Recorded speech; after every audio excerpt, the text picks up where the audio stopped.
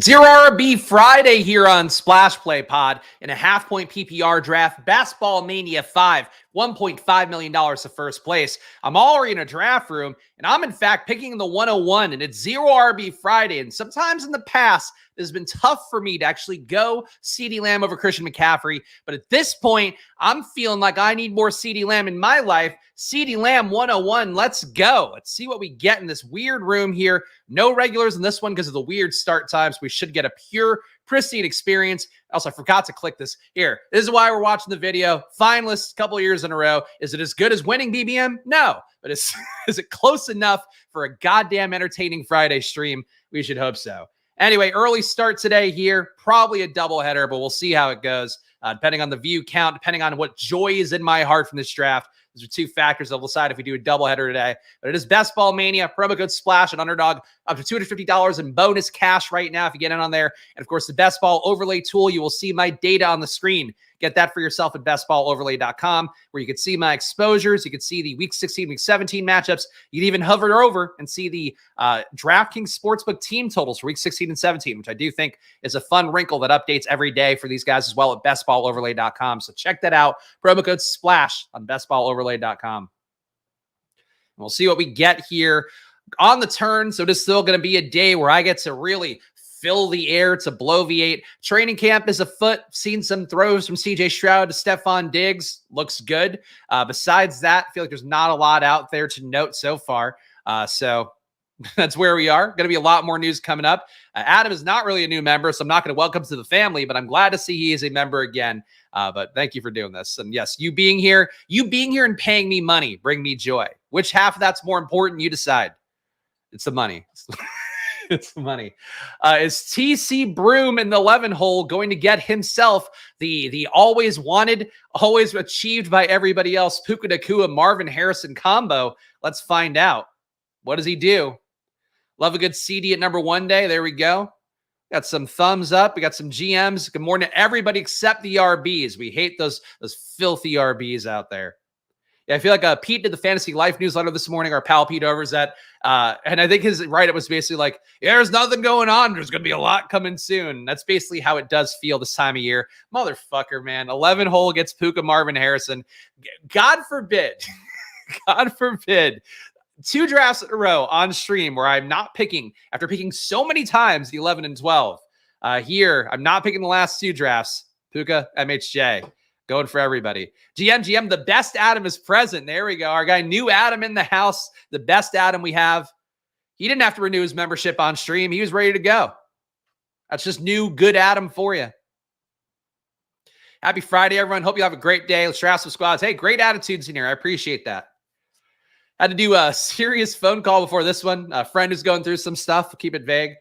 Just like, fuck, man, I'm not equipped to do that. I'm equipped to do this. I'm equipped to gamble here, to talk about football, to get excited for training camp stuff going on. The Derrick Henry Puff piece we talked at length about yesterday because the only thing that was out there. Today there was a 10 offseason storylines thing to watch. A lot about holdouts, which we do talk about frequently on here, including a guy taking the 101, potentially facing a holdout here, or definitely going to be facing a holdout unless the Cowboys come to terms with the contract pretty fast. But CeeDee Lamb going to need that 100 mil guaranteed, maybe the full 110 guaranteed on the deal, much like Justin Jefferson got. We'll see. What are we going to do at the turn here? Angle going. Malik Neighbors. All right, so there's potential here to do a couple fun things. We have Dallas, right? So we could set up a Dallas correlation for Week 16 with Mike Evans.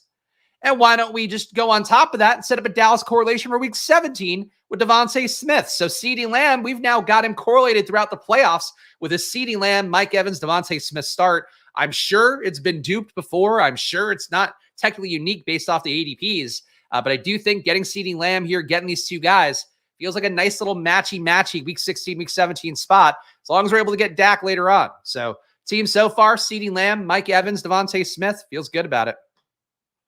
And borrow some of my knowledge. Can you borrow some of my knowledge? Hey, look, I give it to you every day here, Adam. That's why you're a paying member, hopefully. But like, if I could if you want to use my brain for things, you can. The best you get, though, is the rankings and stuff. Like, that's literally every thought I have in a player. And I do change it when my thoughts change. So That's the best I could do for you. But the rankings you get here, Adam's a member already, so he knows. But $4.99 a month, $4.99 down below. Hit that join button. Goes a long way here. We're now safely far away from 100 subs. We need like another 15, I think, to get back to 100. So join in there. It's hard to keep people on the gift membership is what I've learned. But appreciate the support here as always. And another draft coming tomorrow, too, by the way. Heading to the world of drafters tomorrow at 11 a.m., so stay tuned. I think it'll be a single header tomorrow on drafters, but we shall see how it goes. Promo code SPLASH on there for $100 deposit match. Drafters.com if you want to get there. Download the app as well. Play on web. Play on the app. You guys know the deal. Cooper Kupp goes at 32. Much more reasonable price tag in the mid-second round. We've seen him go out in some rooms on stream. Happy for that. Nico Collins going 16. Some social media FUD out there for Nico. People saying that it would be very hard for him to even do what he did last year with Stephon Diggs in tow. Kind of wonder if that's maybe going to be a casual take that Nico had this outlier year last year and he can't possibly do it again, even when his outlier year is entirely because of having the rookie QB coming in as a world beater, creating a record-setting passing offense for a rookie. Now we'll see what CJ Stroud does in year 2. That's the hope here for Nico, for Diggs, for Tank, is that their piece of the pie maybe gets a little bit smaller, but it gets more efficient. And also the pie is just growing enormously because of how good CJ Stroud is. But we'll see, obviously, how it goes. Are you going to land the plane today when they're all grounded? Oh, that's true. Yeah. Microsoft. Great day to be at, what was it? Cyberstrike is the company that took down a lot of computers. It's funny. My PC is Windows, and I did not have to deal with that. So I guess I'm glad about that part. I don't actually know what the tech was they brought down or that's bringing everything down. But yeah. Basically, I was saying to my friends, like what we thought the Y2K bug was going to be when I was like in high school or whatever. That's basically what it sounds like this was. So tough times for everybody out there. Congrats to everyone who doesn't have to work today with the CrowdStrike outage. There we go. My employer went with a different vendor, so it's a normal day here. Tough seeing. Tough seeing. Oh, is it just? Oh, it's Azure. Okay, there we go. Yeah, no Azure for me here. Even Probably doesn't use Azure. So Probably is a proud Amazon Web Services product. My sports betting app Probably. I'm just going to keep rotating ads today. We need to fucking make some money. Here, Probably.com. 7-day free trial. But yeah, Azure is a great data tool normally. That's what I know. If I have some buddies who will be subscribing soon, as always, great content and putting your name out there to my fantasy football buddies. Thank you, Adam. I appreciate that. Word of mouth, always a positive thing. I'm sure I'll scare them off immediately and they'll think less of you for it. But I appreciate the sentiment. Nothing too exciting in this draft so far. Feel like pretty by the numbers. Pacheco at 40. Think his price tag may come up. He's basically been in every Underdog top 5 players I want to draft video with Josh Norris and Hayden Winks. 2 proud Splash Play alums have been on the show before. But basically every single time, like the guys like that they bring on is like Pacheco's got to be one of the picks, consolidating the workload, almost to the point where like I like Pacheco too. If everybody's on Pacheco, like is there something that's going to go wrong? Tends to be how fantasy football goes. But Pacheco at his price point wouldn't shock me to see him come up to Derrick Henry-ish range. I think the bet for Pacheco and Henry is not dissimilar. I guess you question the motives of Baltimore's offense, whether they want to pass enough ever. Kansas City people think they do want to pass. Even the last year, they passed at a high rate, but it was not the exciting kind of passes that you want to get to have the most fantasy production, a lot of low ADOT stuff.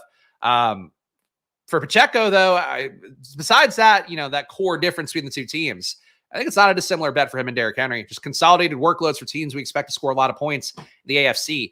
Dog Kincaid at 47, a little bit early for that. Trey McBride comes all the way back. Obviously, we're expecting to be a Dak team coming up, but that doesn't preclude us from being a Jaden Daniels team, does it? Oh, I don't think it does. Terry McLaurin's going to be one of these picks. And the other 2 receivers, Keenan Allen, Hollywood Brown, could go that way. Tight end, a lot of elite tight ends going early. McBride at 49. I feel like I've not gotten him this late very often. McBride, Keenan Allen. Keenan Allen really makes wide receiver look good. Hollywood Brown could increase my exposure there a little bit more if I wanted. Let's stick with McBride. I can't pass up old T. McBee. Trey McBride, come on down. Tight end 1, 4 receivers off the board for me. CeeDee Lamb, Mike Evans, Devontae Smith, Terry McLaurin start. Trey McBride, not correlated anyway, but an elite tight end theoretically. Happy to have him here. And then hopefully we'll be live for some good things on the way back. Not a value-laden draft so far. I will say that. T McBee. I think his Twitter handle is T McBee. So he's T McBee to me. Bitches be choosing, so I got options. I think, well, in drafts, I think we all have to be choosing. So are we all bitches? Did you just come in the stream disbanded to call us all bitches? A roundabout way? Are you naturally going to draft an RB on a team that is playing against Tampa Bay, Dallas, or Philadelphia in weeks 15, 16, or 17? Does it all depend on ADP and what's available? It depends on what's available. Wouldn't be a bad thing, but I'm not trying to get like super matchy. It's just if you have things, you're picking out a spot, maybe give a little tiebreaker boost. Some of the sheets out there, the Excel sheet that I think a lot of people use, that's created by a guy I don't like very much. He gives a boost to projections basically with it, where it's like if you have a correlation, he boosts the projections. Like I think it's like 7% for an opposing team on week 17, and then like 15% or 14%, let's say, for receivers, correlated pass catchers, RBs, and all that. That's about right to me. It should be a little bit of a boost you give to players for week 17 correlation and a bigger boost for the stacking. But obviously week 17 correlation do prioritize generally here. Let's see what we got going here. Mahomes back at 57, Lamar at 52. So the old take Andrews first, push Lamar trick continues to work in rooms. If you want to get your exposure there, certainly a good way to do it. A lot of sharp drafters have pointed that out in the past, and I've done it on stream as well. But definitely if you want to get the Andrews-Lamar combo, works in most rooms, really does. And if you want to get the Pacheco-Mahomes combo, I guess that's how you do that. A lot of teams here that I feel like are drafting perfectly fine, but if they don't balance their draft capital correctly in the next few rounds, maybe can go more on the bad side is going to be the hope. In particular, looking at some of the non-badges, how they handle their lack of correlation in some spots. Joshy Merlot, fun name though. Especially given that Josh, one of the biggest wine brands out there, the Josh Sellers. Almost like it's an ironic bit done by Nathan Fielder. But no, in fact, one of the biggest brands just named Josh. Where they caught 3 TDs in camp, actually. I think he had like three TD catches on 4 plays. But he caught 1 from Mahomes, 1 from, I think 2 from Wentz. Might have been it. Is the only way to do Niners Lions from the 101 without reaching for Laporta?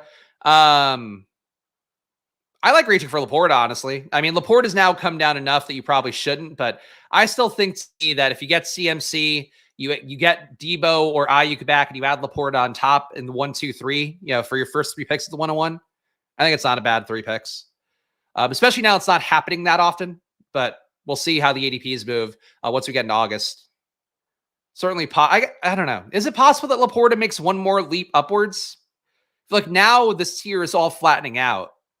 So Laporta coming down would make it so that Niners Detroit combos with Laporta at the 101 are probably going to be unlikely. It's crazy though, because I really thought in the beginning of BBM, I guess it's not crazy, but let's do hyperbole. It's absolutely insane. I really thought in the beginning of BBM when I saw like the Niners receivers being at the 2 spot, like both Debo and Ayuk being there, CMC, you start with him. Really thought Laporta would get tacked on the 2-3 turn for the 101 pick a lot more, and it just didn't happen, which surprised me. You did butcher the wording on it, but we got there. Not the biggest fan of half-stack primary stacks, but who knows? May work out. You never know. That's true. You never know at the end of the day. Let's see. Rasheed over Worthy is interesting. I think that's probably going to be commonplace heading into the summer, especially with no suspension news about Rasheed Rice at this point. I think people are now viewing it as like wheels up for him, which I get it. I still think Rasheed Rice, like there's too many moving parts here that Rasheed Rice was never correctly priced, especially in the big border. He was going in the 20s. Sometimes people took him in the teens. Rasheed Rice to me has just been incorrectly priced for a guy that just got the role last year because he was a good target earner and the team had nothing else. This year, the team's got a lot of other stuff and we'll see if the target earning holds up. Mixon at 69. Really don't think he should go behind Kenneth Walker and Rachaad White. There's no ambiguity to Houston's backfield. There is ambiguity to Seattle's backfield. There is ambiguity to Tampa Bay's backfield. And Mixon, age, I get it, older player, but Mixon should be priced higher than those guys. Addison in the midst of his fall right now. Have to adjust my rank this weekend for that one. Deontay Johnson gives us another. We're doing some little 4D chess here, but Deontay Johnson here, correlating with Mike Evans for week 17, giving us a 5th receiver in the first 6 rounds feels pretty good. And then David Montgomery to start our RB run also feels pretty good here. So we'll do that. And I've got thoughts in mind for what I hope to have come back on the next 2 picks, but I won't go into them yet. So David Montgomery here. The logic for taking David Montgomery is, number one, I think he's just underpriced right now in the mid-70s. Number 2 would be that we didn't take CMC, so we can now make a bet against CMC going off in week 17. That bet could be David Montgomery just dominating the pass or dominating the run game. Maybe the Lions dominate the pass game too. It doesn't really matter. But that's the bet we're trying to make here. So David Montgomery, CeeDee Lamb took him at the 101 today on Zero RB Friday. Mike Evans, who correlates in week 16 with CeeDee Lamb, correlates in week 17 with Deontay Johnson. Devontae Smith, who correlates in week 17 with CeeDee Lamb. Terry McLaurin, who correlates in week 16 with Devontae Smith. And at tight end, we have Trey McBride, who correlates in week 16 with Deontay Johnson. Holy shit. What a team. Got to get QBs back, but what a team besides that. All right. Nice start. I'll take it. Given his yards per out run metrics, is Hill only falling behind CD due to a target share opportunity, age, expectation that Waddle takes more share away. Miami added more weapons. Miami's still a run-first team, where Dallas, after their bye week, basically became a pass-first team after initially being a run-first team. Those are the big differences between Tyreek and CD. And the age part, I think, would be really one of the biggest. Shut up, Jeff. Shut your fucking mouth, Jeff. don't tell. I think this might be a clean room, but yes, that is what I would like. Ferguson could have also made sense for this build as well, but didn't happen. Feel like your 101 comes mostly on Zero RB Friday. It's true. I have gotten a lot of 101s on Zero RB Friday. You know what? That is a very astute observation by C40, and one that hadn't clicked for me until you said it. But yeah, a lot of 101s on the day where I don't really want to take a wide receiver at 101. What's up, Squirters? Was MIA this week, training for a new job. Feels good to be back. Shout out Paul B. Congrats on the new job. Hope they're kind to you. Hope they're one you want to be at. That's all we can ever ask, right? Jeff getting a timeout. I mean, look, like Jeff didn't spoil it necessarily, but he just, it's like it's probably gamblers, just worry, I guess, paranoia about things. Not wanting to mush. I feel like Jeff is like the most mush for me, where he's like, it'd be really bad if somebody sniped this player that's currently falling on the board and you might get it a huge discount. And then, of course, the player goes, like, fucking. But that's, like you guys all have your roles in this community, and Jeff's role, much like Adam's, so bring me down to earth a little bit more. Adam does it by poking holes in anything he can. Jeff does it by just pointing out the worst possible outcomes for the things that I want to occur positively. But they both are important to me equally. That's all that matters. You got to have different friends in the friend group. Guys, if you want to have new friends in the friend group, please subscribe down below. Hit the like button. Splash play on the march to something. I don't know. I just show up and do the work here every day. I do drafts Monday to Saturday at 11 a.m. I show you my work here. My goal is to cap fucking takes Dak with fucking Jake Ferguson, flimsy ass correlation from a fucking dildo here, K Shima. Anyway, if you want me to yell at people like that more on stream, Dak Prescott at 89 when he goes in the late 90s so often, but you had to get him with that rare Jake Ferguson combo, dipshit. Yes, AJ Brown, though. It's not a bad move, but I'm still mad at him. But please subscribe down below. Hit the like button, leave a comment. Pray for me. Yeah, yep. Jeff knew it. If I was worried about screen sniping, I would have put a disclaimer not to. Thanks, Jeff. Thanks. It's okay. I don't think that's why he did it. He did it because he took Ferguson. He saw the opportunity. It's a perfectly logical non-badge move to have on your team that maybe could have used another receiver more than Dak Prescott. That's fine. This guy takes T. Higgins at ADP. What does he know? Am I right? Gosh darn it. Dag nabbit, gosh darn it. What is Angal going to do? Probably Angal is his name. All right. Well, Jaden's going to be one of these picks. Oh, fucking Kyler. Kyler at 90. Do we just take both these fuckers? Do we just take both these little fuckers and just fucking... All right. Kyler discount. Fine. Take your Dak. Take your Dak and blow it out your ass. We got a Kyler Jaden Daniels pairing. No buy issues here. Got correlation out the wazoo. Could even add a luxury Baker Mayfield or Bryce Young later as well. Sure, taking 2 QBs does limit a little bit of the upside, but I don't care. Kyler, 20 picks discount? Fuck that, man. Kyler goes to the 60s in some of these rooms. There we go. Another Adam. These Adams. Are you guys procreating? Are the Adams new Adams? Yeah, I'll take it. Shout out new Adam. New Adam. Nailed it. There we go. Can't complain about that. I could find a way. But no, it's obviously better. I guess the logic, in case you are, wondering why I would be so stoked to get Kyler. Number one, huge discount there. Kyler with a 76 ADP now. I've been happy taking him in the 80s now. Unfortunately, I think those days are long gone. But Kyler, 76 ADP, goes in the 60s in a good amount of rooms. I think he's on the way up. So to get him at 96 compared to Dak, who's normally around the late 90s where he's getting drafted, just a huge ADP swing for this team. And having McBride probably helped that out a little bit. So, and Jaden, obviously, I don't think I need to do the Jaden thing. Best runner coming into the league. Tremendous passer as well. To me, analytically, looks like a combo of CJ Stroud and AR with how those guys did coming into their rookie year. But obviously, the rushing for AR, the passing for Stroud. So that's my Jaden Daniels elevator pitch for you. Just think him at 100 anytime.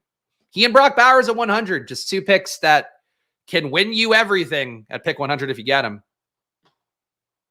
Paul B, I thought, were you a member before, Paul? Either way, Paul, welcome to the family, Paul. Congratulations on your job, Paul. We need some working class guys in the family here, and you have done it, and you've put the money towards Splash Play, which I'm sure is a great way to use any increase you got in wages. But welcome to the family, Paul. Make sure to get you synced up Discord to your YouTube account, and also 10 team reviews a month for me. And my hat's falling off. I'm so excited. Paul, welcome to the family.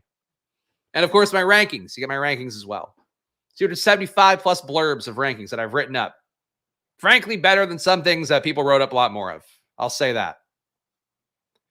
Would be a super fun team for Quorum. Does such a thing exist? Would be the question I would ask. Yeah, welcome to the family. Welcome. Just come on in. Get some kisses on the cheek. Mwah, mwah, mwah. Jared Goff at 109. Also never a good pick. You could do that at 150 sometimes. But he's got Gibbs and Laporta, and he simply could not let Jared Goff go to the Amon-Ra drafter. Honestly, if you have some Lions on the turn and you're worried about the Amon-Ra drafter, just roll the dice, especially when the Amon-Ra drafter has Josh Allen. I think just roll the dice. Too valuable to get the much cheaper Jared Goff. Too valuable to get the much cheaper Tua. If you get these guys who's the stack partners, they don't take the QB, and they're going so much later. Like, you're legit 40 theoretical points in ADP in some rooms for Jared Goff. Just don't think it's the move to reach for him there. I do indeed have McLaurin as well. Here he is, my pal Terry. How could I not have McLaurin? Having Jaden Daniels without Terry McLaurin, it's like having peanut butter without jelly. Having Jaden Daniels without Jahan Dotson, it's like having peanut butter without chocolate. What else? Having Jaden Daniels without Luke McCaffrey, having one of those Asian sauces that require peanut butter without peanut butter. I don't know. Got to dig out at RB, though. Thankfully, I think we're in a good pocket to do that, if I had to guess. All right, ADP-wise, the pick would be Trey Benson. I really, for as much as I might want to make fun of D. Owens, I do think Blake Corum is a better pick than Trey Benson. Yeah, I think I'm going to show that here. I'm going to get a share of Blake Corum. I'm at 5% Blake Corum, so it could be worse. Time for a Javonte share. Honestly, I could do Benson on top, I guess, though it is getting a little thin. I feel like when you have Montgomery, we're assuming some guaranteed production there. Corum, a little bit iffier guaranteed production. Think Javonte, you're paying the price for guaranteed production, but there isn't really guaranteed production. Gus, I would say guaranteed production, that touchdown hound role. Chase Brown, at least guaranteed pass game work. Jerome Ford, some amount of guaranteed work. But I think we got to go Gus here. I think we got to go Gus for a little more floor at this team. And I just don't trust Trey Benson. Correlated bet, the one time I'll pass up a correlated bet, would rather have Gus this kind of build. Get the starters. I think it's a fair way to look at it by A-Rod. A little bit simplistic, I think, to view it that way, but sometimes at RB especially sums it up. Jaden Daniels and Ayuk, that's not happening. I really fundamentally believe that's not happening. They will come to terms. $27 million a year for Brandon Ayuk would be my guess. Less than like a Justin Jefferson got halfway point between what the Niners initially offered. I think that feels about right. Maybe 28. Maybe they'll get to 28. It's got Aaron Jones at pick 101, 20 picks past ADP. Did I miss any news? No. I think you just got a room where they didn't want the old guy. But he's a perfectly fine pick. Benson will eventually have a role. I think he's going to have a pass game role, but he's not going to be like a 20, like Connor's going to be a 20 touch back. So what's left for Benson? 5 to 10, probably, rushing / check down opportunities. But I think to me, really the bet is just that Benson has been mispriced his entire time. To me, Benson should have been more in that Marshawn Lloyd to even Kamani Vidal range is where he probably should be. A little better draft capital, obviously, so I get the discrepancy there. But to me, like the opportunity is more in that spot. But Benson like going here in late 120s, that's closer to fine. I think he's more of a play. Like if we're to say he has a pass down role, more of a play like Chase Brown, more of a play like Austin Eckler. But taking work away from James Conner, unless Conner gets hurt, don't think it's happening. Conner doesn't miss as much time as people think, and he's playing for a contract. I don't know. He's getting older, so you could be right, but I'm not really somebody who's going to make plays on like, oh, this guy's going to miss time. I've said enough times on stream. One of my biggest lessons for my first few years of doing BBM and maxing it out, and drafting suit maxing that at the same time, but obviously for BBM more relevant to here. Contingent value is just the thing that's really tempting to get in best ball. And in reality, if it's just pure contingent value, a lot of times you're just left holding the bag. And even if the guy misses some time, it's like they could be in bad game scripts. They could then lose the job right back to the start of the second they come back in. So contingent value to me is like one of the more overrated things in best ball. If it's going cheap and going late and you have enough to make up a position where that contingent value hitting would just be pure upside, pure sprinkles on top, I think that's fine. But if you're trying to build teams around contingent value players like Trey Benson seems to be right now, I just think it's not the best thing to do. Connor's kind of a lock to miss 3 games. I don't think he loses the backfield. I don't think he's a lock. I don't think anyone's a lock to do anything personally, but Ben should go with where Amari DiMercado went last year. He should go undrafted and not in the player pool. But yeah, I think to me, he should be more in like this range is okay for him. I think late 120s, early 110s was wrong. There was a point where people took him ahead of Connor. That was just like rookie wish casting fully. Connor's a dude. Missed at least 4 games in every NFL season in the league. Contingent bet against Connor is fine, but I'd like it a lot cheaper. Okay, that's perfectly fine. Again, missing a couple games, you end up in that Nyheim Hines backing up Jonathan Taylor territory where game script doesn't work out for you. Somebody else gets a goal line touch that you don't. You just don't get any upside really from that. Still fundamentally think contingent value plays need to be cheaper, and Benson is largely contingent value. But hey, he'll have some pass game work, I think. And not say it will happen, it has always happened. Fair enough. Fair enough. I'll accept that. I'll accept that in my James Conner defense. And honestly, for James Conner, for me, he's mostly part of those 0 RB runs or a hero RB run. So for me, he misses those 4 games. Who cares? But I don't think those 4 games make Benson a better pick. Marshawn Lloyd goes 141. Nothing really to worry about there. Obviously happy to have him always, but don't need to. What are we going to get at 144 here? See, it depends on what A. Ingal does. Takes Kendre. So shocked to see this. Huge fall for Jerome Ford. I'm going to scoop the shit out of that. So Jerome Ford here, RB4 for me. I would have taken him. I honestly am comfortable taking him above Blake Corum. So that works out really well. Ty Chandler at ADP. Could grab another receiver before that starts to get really dry. But I think we need to keep making it up at RB a little bit more. So we will go Ty Chandler here. So no correlation bets. We didn't get Rico Dowdle back. Zeke didn't align. Nothing here correlating with the Dallas stuff we have. We do have correlation for the Rams here going against Arizona. So, and Washington missed out on Brian Robinson, missed out on Eckler is basically that. So Kyler Murray, Jaden Daniels are our QBs. David Montgomery, Blake Corum, Gus Edwards, Jerome Ford, Ty Chandler. I will say this is kind of an ugly RB room. This is really like a goal line touch RB room, but I think it still works well enough for me. CeeDee Lamb, Mike Evans, Devontae Smith, Terry McLaurin, Deontay Johnson. We got 5 receivers in the first 6 rounds, so went away from the position for a while there. And Trey McBride on top. So I know this build is singing, I think, right now. In terms of 0 RB team, just got to add one more RB on top.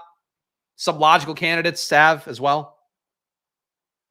Odd rooms, skipping major discounts to the turn. Yeah, I agree. These are the kind of rooms that I do want to see. The variability of rooms is like the most fun part of drafting, which is why, if I don't do drafts at weird times, then I don't get that variability, and I do want it. Once Connor goes out, Benson really wasn't that good last year. I don't know what you're thinking Benson is. Like, Benson was on an FSU team that won a lot of games and was in dominant positions a lot, and he was a negative EPA rusher, I believe, and was a plus EPA receiver. It's hard to, to be in a good position of your team as an RB, getting bell cow level work and not have really positive metrics there. Let's look at Benson real fast. Let me see if I can pull up. I've got all these numbers here somewhere. All right, Benson last year, obviously athletic profile was good. So he did have a slightly positive EPA, 0.01 EPA per rush, 17% stuffed run rate, which is a little bit high for a guy who is a theoretical power back, 22% avoided tackle rate, also a little bit low for a guy who's perceived to be shifty. In the past game, though, he was a little bit better. Still didn't miss tackles very much. 25% avoided tackle rate there. Should be a little bit higher. But a 0.29 EPA in the past game. I think that's basically it for me. He was okay against 8-man boxes, so maybe there's a little more running juice, but just Benson should have been a lot better at FSU than he was, is fundamentally how I feel about it. But he's got the athletic profile. I think it's certainly a world, though, where Connor can win that job back, even if he missed 6 weeks. Connor's a reliable guy who can pass protect, can be guaranteed money in the goal line area. Rookies have a hard time with both those things. You have a split of his rushing EPA before after Travis got hurt. I could look it up, but I don't really care that much. It probably doesn't matter that much, to be honest, especially for an RB. Chubb ahead of Ford in this room. That's going to start becoming more common. Chubb's stock trade is moving at a full speed. Yeah, I think that's fair. People saw him lifting weights, and that's enough. And again, really big difference between squatting, 100 pounds less than he's normally squatting and jumping, cutting, jump cutting, those things combined. But hey, people have thoughts and feelings. All right, Chuba is a logical correlation pick here. Bucky also works correlation wise for 2 matchups we have some exposure to. Do maybe want to get another receiver in, and I think this is a good pocket to do both those things. Man, I think we have to grab. Do we have to grab the RB here? Yeah, I think we have to grab an RB here for one of these picks. Now, the tough part is, do we stack up Kyler Moore, or do we bring an oppo correlation with Demarcus Robinson, who gives us some more floor at the position, if not crazy ceiling? Who's a better pick, really? Kind of think Demarcus is the better pick. But I should get more Michael Wilson, and getting it in a Kyler stack with a huge discount, it makes more sense. So go Michael Wilson here. Really was a tough debate for me because there are sometimes Michael Wilson falls. I don't think he would fall enough to get back to me at the next turn, but we'll go him over to Demarcus Robinson for this build. So 2-6-6-1, Kyler Murray, Jaden Daniels, David Montgomery, Blake Corum, Gus Edwards, Jerome Ford, Ty Chandler, Bucky Irving here. Another share of him. Still under 20% on him, though. CeeDee Lamb, Mike Evans, Devontae Smith, Terry McLaurin, Deontay Johnson, and Michael Wilson here, breaking our wide receiver fast 100 picks later. I've been doing that a lot lately, where I'll hit wide receiver heavy, take a 100 pick break, go back. Trey McBride, our elite tight end, have to add one more onto that. Some obvious late candidates for that as well. This team has aligned fairly well so far, so hopefully we can stick the landing with the last 3 picks. There we go. If they flip ADP, I'd be more in on Ford. Ford is still a good bet either way. I mean, Ford is going to have pass game work no matter what. Again, he's going to have that likely 4 to 8 weeks that Chubb's going to be on the PUP list, which is still a very probable thing to happen. It is going to have another Chubb drop in ADP. I'm going to be baked into that. So right now, Chubb coming up is just, to me, stupid money. Is fundamentally what it is. I was really comfortable taking Chubb in the 140s and that range of RBs where it's like, if you have 3 RBs who can carry you through 8 weeks, add Nick Chubb on top, that feels good. Him going, if he's going to go in the 120s again, like we've seen on stream, don't think that's a good pick. There's too many guys with real roles there who aren't going to miss half a year. Jeremy, first draft alongside the season Spags. Good. Keep it that way.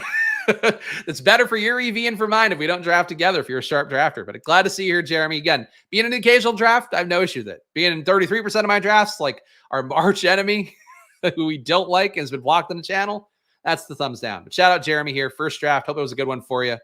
And I don't know what your username is, but sure. We like this Jeremy. We're okay with this Jeremy. You see a dude squat that kind of weight in the eye candy from the bending bar coming off that kind of injury.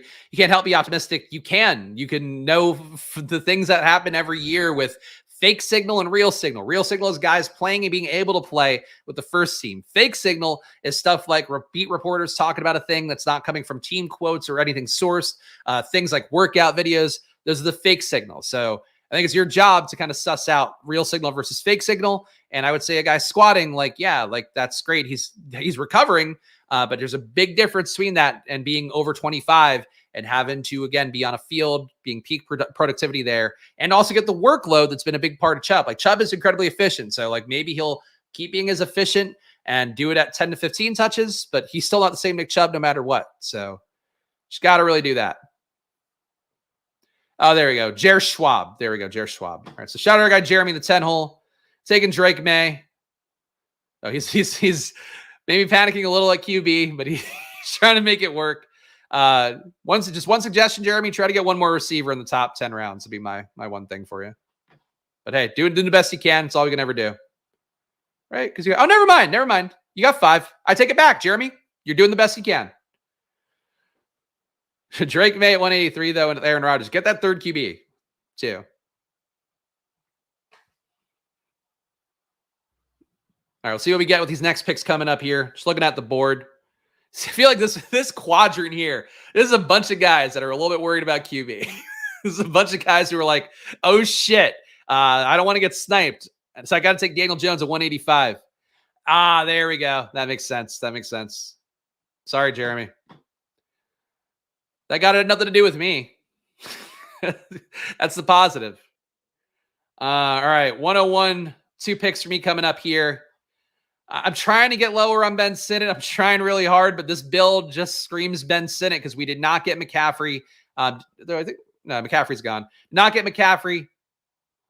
Need that double stack. So Ben Sinnott's going to be one of the picks here for our tight end 2. Still need to add another player here. I mean, I think like Bateman would be the ADP pick.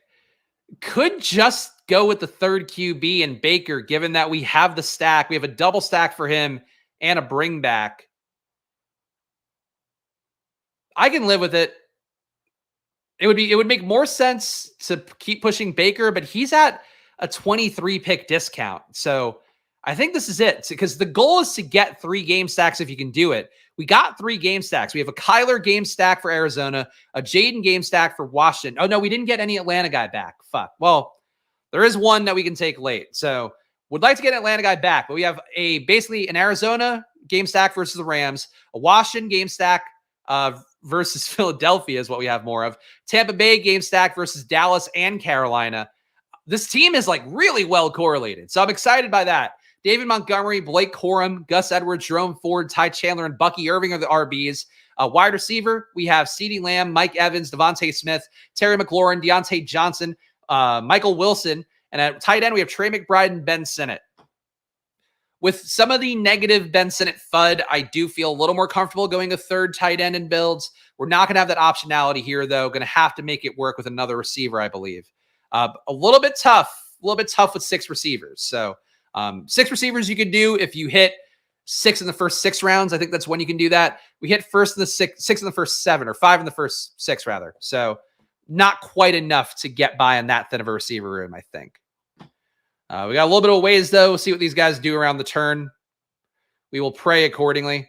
Check my exposures at the end of the video as well. But let's see what we get in this pick and determine our course of action from there.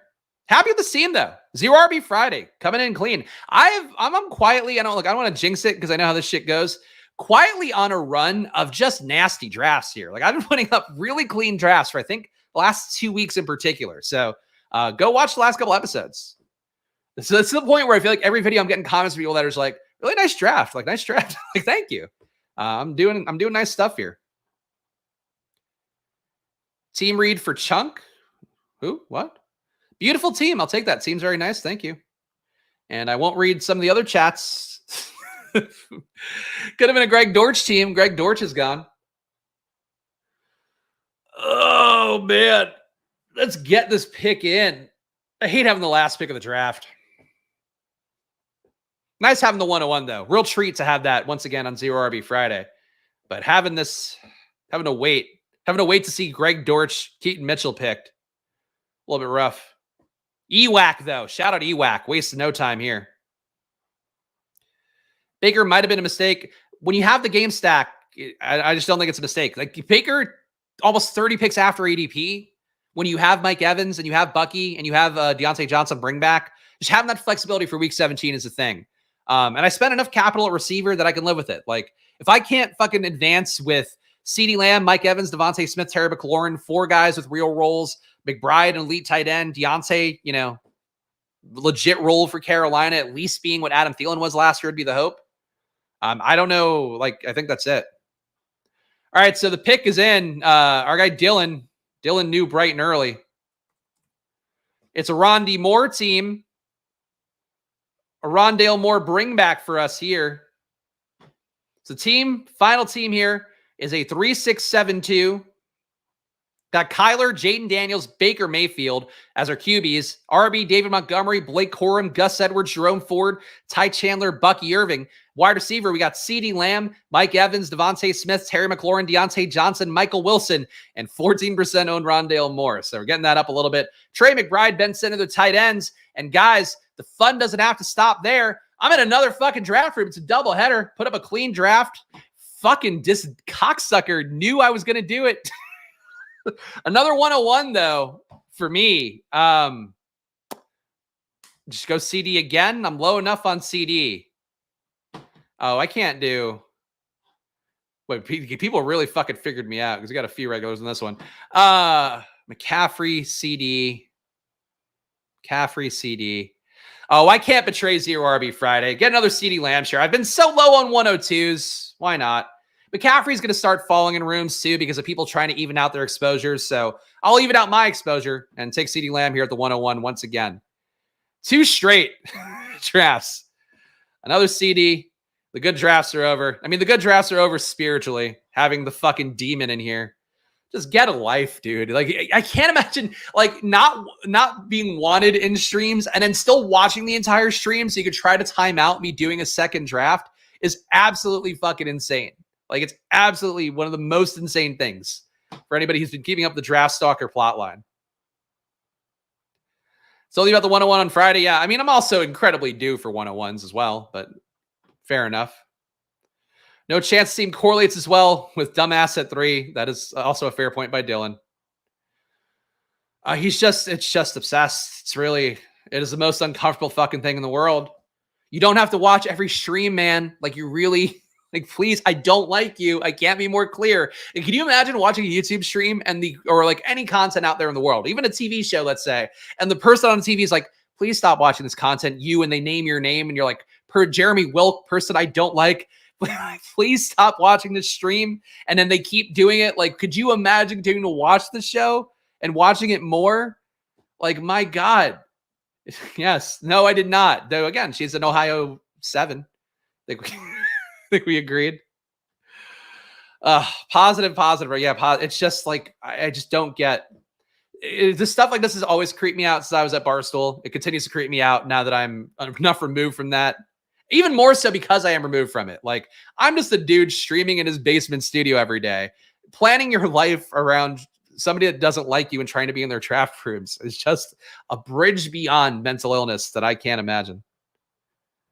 Yep. You guys got it. So I'm going to be more worried about where the guy is if he isn't in your draft room. I wish on the bottom of a steamroller would be it. Pure Austin Powers style, where he's just standing there waiting for it and going, no! And then the steamroller just keeps coming, and he just gets fucking cartoon flattened out like Wile E. Coyote. Yeah, that's it. It's somewhere between mental illness, no self-awareness. I don't know. Anyway, we got CeeDee Lamb here. We'll figure it out, as we always do. Gave Cash Merez in the 2-hole. Nice little CMC discount for him. Hope he appreciates the gift. And we'll see. There's a mix here. Got badges in the front half of the room, no badges in the back half. If I had to guess, there's going to be a lot of value that starts to accumulate around these spots, and it gets scooped up by these guys along the way. We shall see. You go heal your fellow Jeremy, please, Jeremy. The Jeremys need to get together and fucking figure it out, because he's making you all look bad. But I do like our guy, Jeremy Schwab. Good showing by him today. Anyway, Jahmyr Gibbs, Jonathan Taylor start, unique. But what does a 2 RB unique start do for you? Especially if those 2 RBs are not Christian McCaffrey and Devon Achane. At least that one. You're making a bet on maybe 2 generations of CMCs. The Puka Nacua drafter looks the gift horse in the mouth. Does not take Marvin Harrison. Which, could you imagine? You imagine the luxury you have by not doing a Puka Marvin Harrison week 17? Unbelievable. Got a draft at the 11 hole with you in the last one. Couldn't sneak at the second. Normally drafted 4:30 a.m. because of work. Fun drafting live with you. Love the channel. Hey, Curtis, you're a paying member. Appreciate it. Appreciate you being here. And happy you got to go in a draft room. Again, better for both of us to not be in a bunch of them, just because like it'll kill your EV if I'm good at this. It'll kill my EV if you're good at this. But that's ultimately can have it sometimes, and I hope it brought you joy. And shout out for being a member. Appreciate Curtis, one of the new members here. Love seeing new members, new regulars. Love our old regulars as well. Don't get jealous, guys. Competing for my love. Don't think JT is too unique. I've seen it a few times. Yeah, it's not my ideal start, but sure. Or JG. All right. What are we going to do on the turn? Do we do something different this time? I think that would probably be the way to go. Thank you, Matthew. Matthew always centers me here. We're all still going to have a great time on Splash Play. Matthew is like the angel on my shoulder. A lot of you guys are devils on my shoulder. And Matthew is just always positive vibes. And I appreciate you for it, Matthew. I'll give you the exact opposite I give treatment-wise for other people. So we don't get Mike Evans back, so that's good. So we basically can't do the exact same thing. I will still keep ladling on Devontae Smith. Think him in a Kellen Moore offense. Getting the boost there is going to be a big thing. Would like to get more Metcalf. I am lowest on Cooper Kupp here. We do know in some rooms that McBride comes all the way back, so it could be logical. Neighbors also just always a fun click for me and could set up some more fun stuff potentially.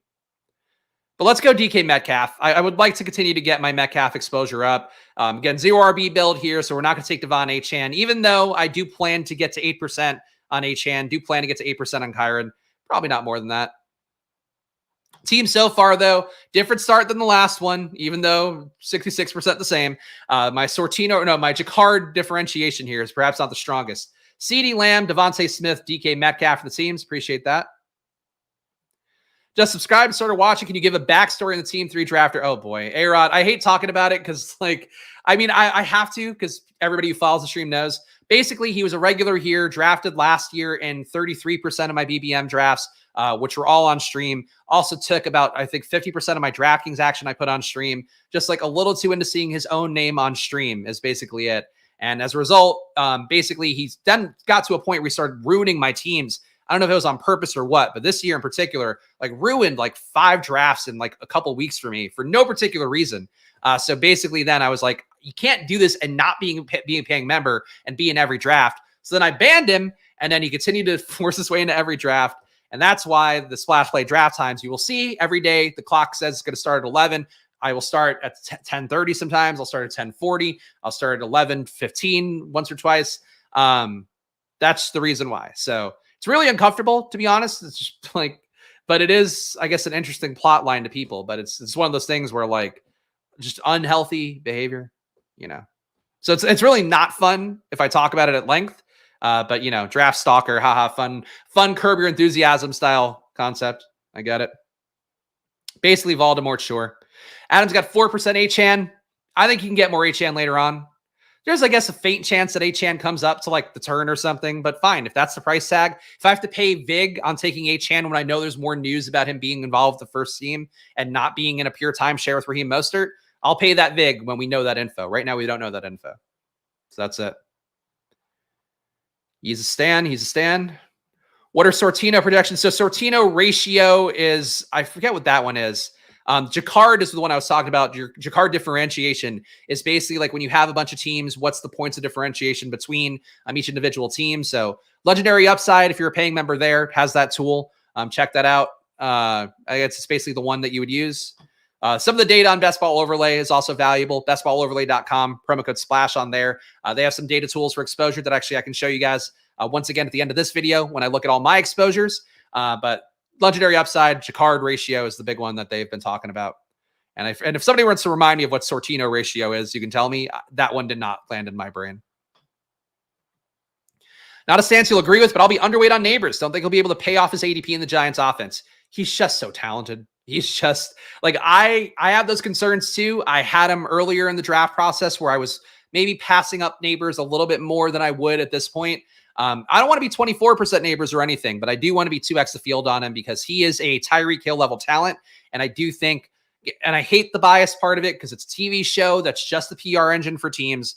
But watching the Hard Knocks, like them falling in love with Neighbors, even though they seemingly wanted QB just as much, like Neighbors is a legit dog. Neighbors is a guy that that they recognize is this once in a lifetime kind of weapon. And I think they're going to treat him and scheme him as such offensively. And I do think for what the Giants' flaws are, number one, they invested aggressively in O-line. So that's a big help for them too. Number two would be that they do have teams that schemed really well. Like Brian Daboll, for as much as that team cratered last year, year one, he schemed the shit out of that team to make it work and to do it well. And this year he's calling the plays. So I think for me, that's the reason I can buy in on Neighbors. But I get it. There's still risk with Jones. If Jones doesn't play well, they don't want him to play more because of the fact his injury guarantees are there. It's like there's risk for the Giants for sure. But I'll still be, 12 to 16%. Even if Achane's in a timeshare, his weekly ceiling is insane. It's true, but, the weeks where he's not getting there, especially if there's run bad compared to how it went last year where he would have, 2-3 touchdowns in games where he really didn't have business having 2 to 3 touchdowns. If that becomes a 1 touchdown game, it all kind of comes down. So I'm not down on Achane. It looks great and all the stuff, the analytics that I swear by. But that said, you're playing an outcome for him being, this legendary kind of player. Shocked we didn't get Keenan Allen back. I think there's going to be some similar notes to this team, guys, but I will take Terry McLaurin again, I suppose. I mean, that's just it for me. I'll take Terry McLaurin again. And I will actually, you know what? Yeah, no, I didn't take, never mind. I didn't take Neighbors. So AR is not an option for me in this particular draft. Hollywood Brown will be the other pick I'll go here. Could go elite tight end, but I want to give myself a different wrinkle. I could just even out my tight end exposure and take Dalton Kincaid, but I'd rather go with 5 receivers. So we got a CeeDee Lamb, Devontae Smith, DK Metcalf, Terry McLaurin, Hollywood Brown start. So people who said I couldn't possibly correlate as well in this draft, you are right. I couldn't do it. Did not get the same guys falling back to me. But still, a fun start here. Could go extreme 0 RB for this one, which I've not done enough of this year. We'll see what we do. If Achane didn't score 2 garbage time TDs versus the Broncos, where would he be going? He still had enough of a run of good games, though.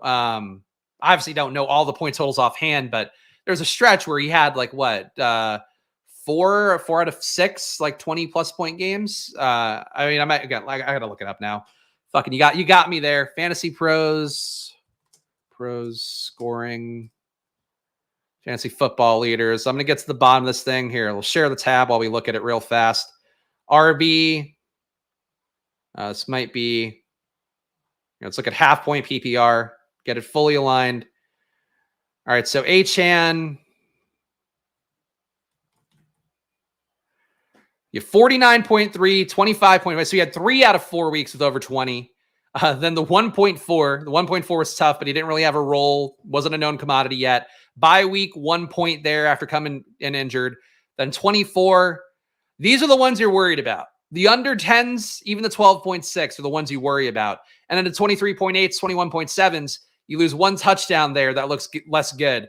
The 49.3, 25.5, just outliers. You get 1 50-point game, you feel good. But you get 150-point game on a second rounder, do you think you feel a little bit less good would be what I would say. Okay, back to the draft board. Do you worry at all about taking guys from the teams with 3 games in 10 days? You could maybe worry about that if you're like close to 150 maxing, you're getting towards your full portfolio and you think this is a blind spot. Tend to think that's priced into everything you're doing overall, but could be a little bit of a micro edge. So I won't tell you you're wrong for it, but I do think when you do have a lot of these little micro things you're trying to account for, they're already kind of baked into the price for the team, baked into the ADP, baked into the projections that are fueling all this stuff. You're maybe outthinking yourself. So I would warn against that part, but it could be a little bit of a micro edge. Andrew asking, what are my Josh Jacobs thoughts? Think the community as a whole thinks he is so old, but he's only like 1.5 years older than Tyrone Tracy. He's not so old. He's got a lot of miles on him. And also bringing in Marshawn Lloyd is a big part for him, where Lloyd has a lot of juice. Lloyd is great in the pass game. Josh Jacobs has been okay in the pass game historically, but that's mostly because he's just a bell cow back. He's out there. He's getting those targets because they don't want to give away what the play is going to be. So for Jacobs, if he loses that part of the game for himself, just the pure volume of it, he's not going to be as good. He also was less good last year than he was the year before last, where Raiders had a dominant offensive line the year before last. Jacobs, as a result, was a great analytics player, also really shifty, avoided tackles well.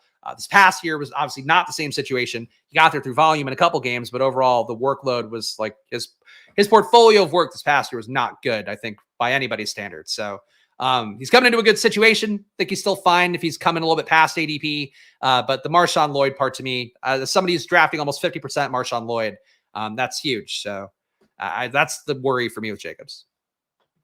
But in the 50s, like, he's priced appropriately. He would be priced a little bit better, close to this Mixon range. Like, what does Jacobs have for him that Cook doesn't? Cook has probably a more theoretically secure workload. He just doesn't have the history of being a bell cow back. I don't know. Basically it. Jacobs also has like 1,400 carries, which is this thing. Here you go. What player has ever had more than 150-point game on a season? I want to say Sean Alexander. I don't know. There's probably a few. I can't tell you off the top of my head, though. But it's got to have happened a few times. Probably QB would be more likely. Is there a Lamar, too? Maybe. Probably over 40 you get more easily. Over 50 might be pushing it. Burrow at 68, one of the worst picks in a draft. Really just not a good pick to do when he goes in the 110s sometimes. Not a bad drafter, so I'm saying this mostly if he somehow watches this video to help him out, let Burrow fall a little bit more. There's no point in doing that, especially when you don't even have the Cincinnati double. It's not the move. We have a Dallas, Philadelphia, Seattle, Washington, KC start. We got the bet on Seattle. Could be a logical time to get a share of old Kenneth Walker. Here's the ADP ranks, so it would be Walker no matter what. I'll get a share of Walker here. 1% Walker goes slightly higher. David Montgomery, I am also low on. We don't have any correlation with him right now. Don't have any Houston, so I'm not going to take CJ Stroud at the little bit of an ADP discount either. Could get the 6th receiver here. But I think this is going to make our RB room a lot better if we take a David Montgomery or even an Alvin Kamara. I'm going to stick with Montgomery for now. If Kamara holds out in camp, he's going to go into the 80s, maybe even 90s. I would rather buy the dip there for my Kamara exposure. For right now, Montgomery is basically priced where he's going to be, barring there being some news that Gibbs is running exclusively with the first team and Montgomery's not, which I don't think is going to happen. So our team so far is a 0-2-5-0. Went 2 RB picks there to try to make up for not going RB for the first 5 rounds. We have Kenneth Walker, David Montgomery here, CeeDee Lamb, Devontae Smith, DK Metcalf, Terry McLaurin, and Hollywood Brown are the picks so far. So obviously need to keep building out RB. Need to be mindful of grabbing QB at some point because we do have, well, 2 of our QB options are gone already with where they go on the board for Philadelphia and KC. So there we go. Like Demo, Montgomery is a good price, hard not to click. I just think he's not priced for what he did last year. I think he's priced for a lot of fear of what Gibbs can be and not a lot of reflection of what Gibbs currently is. So that's my main bet on David Montgomery. Just like him, the touchdown equity there is huge. And honestly, watching receiver, so I started watching the first couple episodes. I think got to 3 yesterday. Even seeing David Montgomery running a touchdown versus the Chiefs, I'm like, man, he's got juice. Like, like David Montgomery is not a bad player. I really think that he got this bad rap for the Chicago days, to the point where our pal Pete Overzet was not even drafting him and making a bit like how he had no shares of David Montgomery. He still was like good enough. He's just one of those backs that's good enough and is in the nut situation. He's better than Jamal Williams, but is in functionally that same situation. And just Jahmyr Gibbs is limited by what he can be. His size is going to make him never the power back who's going to dominate goal line touches. So he can get more. He can get more touches for sure this year, especially in the goal line. And especially in the pass game, really. Like, that's where Gibbs, the work you expect to go up. But I just don't think they're priced correctly. Like, Gibbs should be lower by half round, maybe around. Montgomery should be higher by half round. Great player and a great team. What more can you ask for? That's fundamentally it. If you want to distill best ball down to anything, just getting good players on teams that are going to have outlier offensive performances. That's basically it. Or be good, get a lot of wins. Goes hand in hand. To be fair, if you are full fading Gibbs, it only makes sense to overweight the other alpha in the backfield. That's true. I'm not full fading Gibbs. I think I'll get to the 4%, exposure safety blankie there, the cozy blanket of exposure that we try to get sometimes on players that we're a little bit iffy on, but still think there is an outcome you could see, because it's all a game of probabilities. Ultimately, everything in betting, everything in best ball is probabilities. But I think for me, that's fair. If I am low on Gibbs, I should be higher on Montgomery, and I am on both sides. So thank you for Jeff. Jeff gave me good news. Bad news for your stack. 2-spot reach, 10 spots for Ferguson. Ferguson, man, really just one of those guys. 20 pick ADP band form, where he'll go in the mid 90s in some rooms, including one I was in earlier this week. And sometimes he'll go in the mid 70s. And that's it. And nothing you can do about it. CeeDee Lamb and Jake Ferguson, I guess you kind of have to reach for in some rooms. Tough to say. Gibbs should be below Achane. Achane last year is what we want Gibbs to be this year. That's a good point by Tyler. That's a good point. I mean, that's kind of how I feel about Garrett Wilson versus A.J. Brown, which I think Sam Sherman pointed out astutely once, is like, what do people want Garrett Wilson to be? A.J. Brown, and yet people are talking themselves into sometimes taking Garrett Wilson above A.J. Brown. But that's only a 2-pick difference. For Gibbs versus, Achane, that's a pretty big difference. For Gibbs versus Montgomery, it's a much bigger difference. Another fake Tyler. Now, Tyler, I've honestly, and this not even about our Tyler or this new Tyler, who seems pretty great as well. I've always thought Tyler was like a cool name. I don't know. like I want all the Tylers to be like cool dudes. Tyler I used to work with at Stochastic, also a good guy. Tyler Zander. I haven't talked to him in a while. Hope he's doing okay. The Tylers, Team Tylers. The Adams, great. Christopher's, I feel like we have a 50-50 rate on. Some of them cool, some of them less cool. What names? We got some Dans, maybe? We got some Daniels on the channel.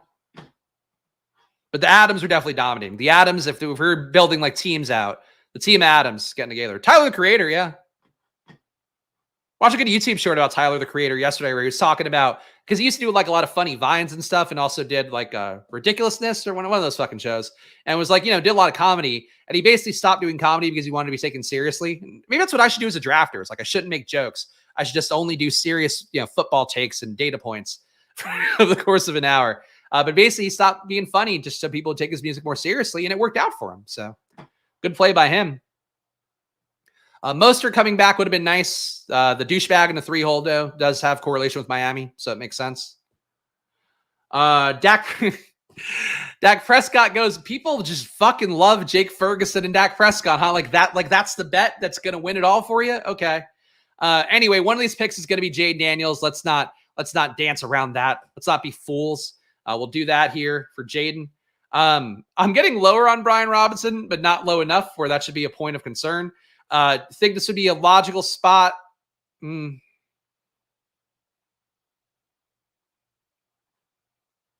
I do want more Zach Moss. I need to get more Zamir White. Zamir White, another 10-pick discount for him. But Lockett, I think, is the best for the Seattle stack. That's too big of a discount on Zamir. Why is Zamir White falling in rooms? We could do Zamir White. Fuck. God damn it. Yeah, the White, this is now, I feel like it's been 3 days this week I've gotten White at a 10-pick discount. Maybe he's just not priced correctly for some people, I guess, but he's like the lead back for Vegas. Again, there's always concerns for everybody. Zamir White, the concern is that Dylan Labe is going to be a good pass catcher coming out, should see some pass game work right away. But for Zamir White, like, he's going to likely get whatever goal line work there is. You have great goal line targets there. Devontae Adams, one of the best red zone scorers ever. Brock Bowers, one of the best college goal line guys around. There's things that can go away from Zamir White, but he's still the lead back in a team that learned to trust him last year. So anyway, that's why I'm skipping Zamir White. I'll give the team a read too to try to recenter. Obviously took Jaden Daniels. That was a no-brainer. And we have Terry McLaurin. I'm just coming back up on Jaden, I guess. 37% Jaden is too much, but I believe in the bet more than I've ever believed in anything in football. So we're going to just stick with it. Kenneth Walker here as our lead RB, a little bit of a discount. David Montgomery at ADP, the 10-pick discount we just talked about on Zamir White. CeeDee Lamb, Devontae Smith, DK Metcalf, Terry McLaurin, Hollywood Brown, and we need our tight end still. So no elite tight end here to bail us out. You need to be mindful of that moving forward. Zamir is not a pass catcher. Think that scares people off. Fair enough. He can be not a pass catcher, and he can give me 18 for 85 days with 2 rushing touchdowns, and I think that is very much in the bag for him. Got to have Vegas scoring more points. Vegas can certainly run bad. If teams run bad offensively, the RBs do suffer, especially in a half-point PPR if you're just not getting the touchdowns. But still don't think he should be falling 10 picks. There's no reason for him to be falling right now. And I thought he looked heavy in that one workout photo of him. I thought he looked like too heavy, but whatever. Talk to the team, might be looking to bring in another back before the season starts. Okay, I still don't think that's why people are letting him fall. Because I haven't seen that be a news item, and I don't think these people have. And I don't think it'd be a thing where they're like concerned about it. But it's possible. It's possible. Guys, if you're watching live or after the fact, please subscribe down below. Splash Play, again, just me here doing streams every day, do all the production, do all the graphics, do all the stuff here by myself. And I do just for the sake of like showing my work on stream here on Best Ball, being right about football takes. Those are my goals here from doing this content here every day. So please subscribe down below if you want to support me in that journey to do that. Of course, on that march to 4K subs now, and it doesn't really matter. Like you guys joining the channel, you guys being here every day watching matters the most. But hit the like button, leave a comment. Those things do help tell YouTube that we matter as a channel, that I matter as a person. And of course, I gain all my self-worth from the amount of like metrics I get. It's not about being a good dad, not about being a good partner, not about being a good friend. Like I talked about doing a serious little friend call before this stream today that caught me in a weird headspace. It is about just me getting likes on YouTube. And then I know I've made it. After all that talk about Trey Benson last draft, he goes 110. These are just such diametrically different picks here with Brian Robinson and Trey Benson. Brian Robinson, a guy who's underpriced for a bell cow role in an offense that's going to have probably the fastest pace in the NFL, hopefully have the most ascendant QB in the NFL, Jaden Daniels as well. But that said, like Brian Robinson, mispriced, should be in the 90s. Trey Benson, mispriced, should be in the 120s. And this guy somehow has combined the best and worst of both worlds. Just an observation. I've been in a straitjacket in order to lower my Daniels exposure 33% now. I need that price to come up. That's what I need. He's price locked. He's stuck at 100. And we need some good camp videos, I guess, of it. We need some reports about the offense looking crisper than ever and these guys all looking great. I don't know. Like Jaden should be in the 80s. Should at least be in the 80s. He should be the midpoint between Kyler Murray and the Dak Jordan Love tier is where Jaden should be. But might not get there. AR didn't get there last year. You would think people would learn from AR, but makes you feel better doing a much better job than the 3 spot in this draft. Well, that's usually the case. He's just not a good. It's like he's a robot drafting off of median projections. It's like what. It's why I really don't like him in rooms. It's because it's not the perfect flow. It doesn't matter. It's not as bad as some other ones could be. But that plus the nonstop incidental sniping was, whew. We got really no logical point to take more Dallas stuff, given that we got sniped. I guess we could still make the week 17 bet without the QB. Correlation-wise, Eckler would be the pick. Value-wise, Dobbs would be a pick. I am low on Dobbs. If you're going to get your exposure to guys you're low on, getting them at massive discounts is the way to do that. So I'll take Romeo Dobbs here for wide receiver 6. And I like Chase Brown. I do like Zeke. I'm okay with Eckler. I think we'll go Zeke. Really hitting RB hard here for 4 rounds out of the last 5, but that is what we have to do to make up for the fact we went 0 RB. So Jaden Daniels is the QB. It's a 1-4-6-0 build. Jaden, Kenneth Walker, David Montgomery, Zamir White, Ezekiel Elliott, CeeDee Lamb, Devontae Smith. Again, have the week 17 correlation without the QB because people are obsessed with Jake Ferguson, Dak Prescott stacks that are a little thin. DK Metcalf, Terry McLaurin, Hollywood Brown, Romeo Doubs here. Dobbs, just the 14 pick discount was enough for me. Do I think he's a better play than Brandon Cooks? I have him ranked higher because that's where his market price is. But Dobbs shouldn't go 11 picks behind Dontavian Wicks. The one thing I would say for a lot, it seems like we have a lot of new people coming in today. Have logic in your drafts in general, like if you can.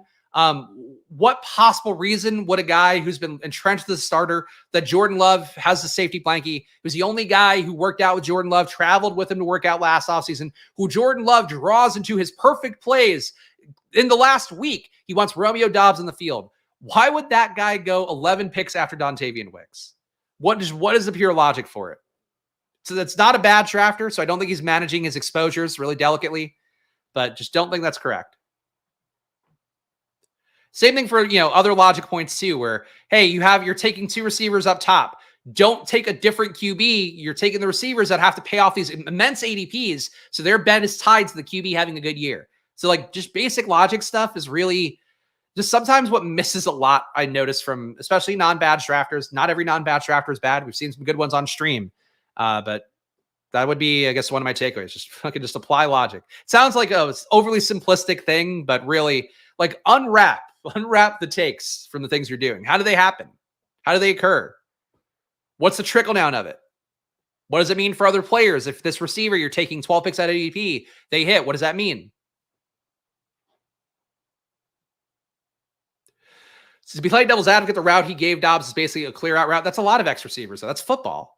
They talked about that with the Jets and why the case for Garrett Wilson should be good, I think, on Underdog. And they were like, well, Mike Williams got brought in, and he's like normally this guy who's been pretty good, but he can't get jump balls and stuff anymore with his injured back and his torn up ACL and whatever. And it's like they're just going to have him out there running wind sprints to play the X. And it's like, yeah, but that's like what most X's are. They're just out there threatening downfield to open stuff up underneath. But the goal of the X is to get open downfield sometimes. And Dobbs does that enough. And again, he's certainly a reliable red zone, end zone target for Jordan Love. So that's the case for Dobbs. But, I don't know, just the Wicks bet to me, I think we'll look back and go, unless there was an injury to one of the top 3 for Green Bay, they will go back and look at the Wicks bet and go like, why did everybody tout this guy? Like he had some good things going for him, but it's a lot of small sample size stuff. And he's kind of buried in terms of this depth chart. Because you have guys who have a little more juice and draft capital, a little more juice in terms of what they are physically, a little more juice in terms of their connection with Jordan Love, and then just Wicks just gets fucking frothed up. But that's the thing. Dobbs is always out there. You want the guy who's always out there, ideally. Reaching 10 picks for Jake Ferguson, so you could snipe the CD drafter as logical. Bad drafting for the win. Yeah, I mean, look, I think when you spell cash with a K, I'm going to have question marks about your draft approach anyway. But even still, like, going up and getting, like, setting up a Jake Dak thing when you already have Lamar, like, that's not really the move either. Just go out of your way to set up stacks that have nothing to do with what your bets are. It's never the good thing. He said anytime he throws to Dobbs come down with it. Pretty ringing endorsement. They are legit. Like, Jordan Love really does like Romeo Doubs, which is not a data point, but again, you read the tea leaves enough and you hear how a QB talks about a player and how a player talks about his QB too sometimes, but definitely QB talks about a player just being trusted. Being trusted is a big part of the equation that you can't quantify. You can vaguely quantify it from, high pressure throws, I guess. Some of the red zone stuff. A couple picks coming up here in this 1-3-5-2 build. We'll see what we get on the way back. You did see it in the playoffs, which we talked about as well. Seeing guys go off in the playoffs isn't necessarily a reflection that they're going to be able to do that every game the next year, but it is a reflection on who the QB trusts in do or die time, who they're going to go to. Dobbs, Gabe Davis, Juwan Jennings, those kind of guys. when everything's covered, obviously.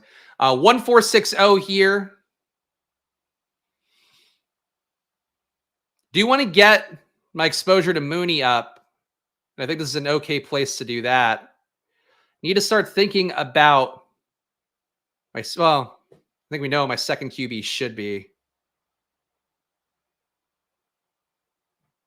Dotson correlating is pretty hard to pass up here, but we've got 6 receivers, now 7. So we are going to pass up Dotson here. And we are going to go Cole Kmet for opposite Chicago-Seattle production. Don't love taking Kmet without his QB, but we have this bet on Seattle. Our options for backdoor stacking Chicago or a bring back for Chicago are coming pretty low. So Kmet makes sense there. You may be able to guess who I'm targeting for QB2, but we'll be prepared to pivot if that QB2 isn't there later on. We have a 1-4-7-1 build here. We have Jaden Daniels at QB, Kenneth Walker, David Montgomery, Zamir White, Ezekiel Elliott as our RBs right now. Wide receiver, we have CeeDee Lamb, Devontae Smith. So again, that mini Dallas-Philadelphia correlation. DK Metcalf for Seattle, Terry McLaurin, Hollywood Brown, Romeo Dobbs, and Darnell Mooney as our bring back for Jaden and McLaurin right now. And Cole Kmet as our tight end bring back for a Seattle mini stack, maybe the full stack. We'll see what we get. Yeah, 19 catch Jennings. 19 catch in the Super Bowl is what it felt like. But yeah, he's not a guy that, again, like he got rolled out in the playoffs. Don't think that carries over to the year, but it does show you when things break down sometimes who a guy can trust a little bit more. And that's the difference between Jennings and Jacob Cowing. That's the difference between Jennings and Ricky Pearsall. Like having that trust in the most do or die spot for, Super Bowl. Those are the things that matter. And I should probably clarify that more. And for Dobbs, same thing. Like that's what keeps Dobbs ahead of a Wicks, but maybe doesn't keep Dobbs producing like he did versus Dallas. But hopefully that all makes sense.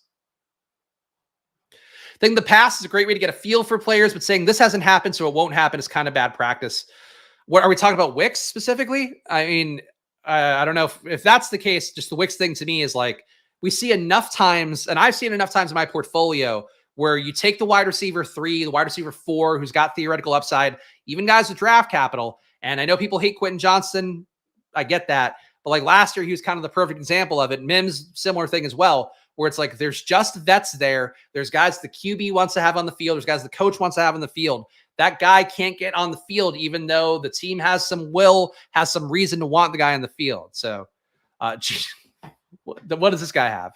Geno Smith goes to the drafter with just Tyler Lockett because he has not taken a QB yet and he panicked. So we will not get Geno. Geno instead goes 20 picks ahead of ADP. 10 picks ahead of ADP.